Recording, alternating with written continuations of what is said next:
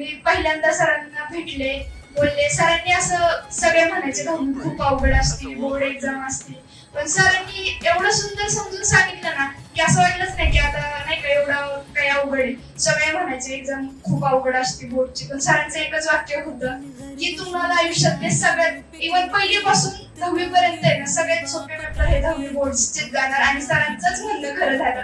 आतापर्यंत जेवढी भीती कोणत्या पेपरला दरवेळी वाटायची, आता कसं असेल तर 10वीच्या एकही पेपरला असं वाटलं नाही. आणि पेपर देऊन आल्यानंतर कधीच असं वाटलं नाही की नाही मला हा पेपर खूप अवघड गेले. लिटरली उड्या मारतच बाहेर येत होते रोज की नाही मला पेपर खूप सोपा गेलाय.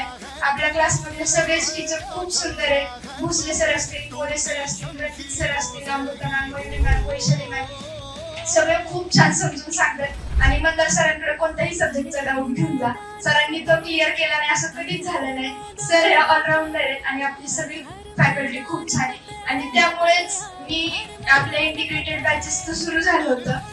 माझं असं झालं आता 10वी झाली, माझं एवढं भारी 10th मध्ये झाले. आता मला 11वी-12वीला पण इथंच जायचं म्हणून मी इंटिग्रेटेडचं ऍडमिशन पण करून घेतलं. त्यातर मला ही जी अटॅचमेंट आहे ती एवढ्या लवकर संपवायची नाही. मला अजून 2 वर्ष यशस्वी सोबतच घालायचं.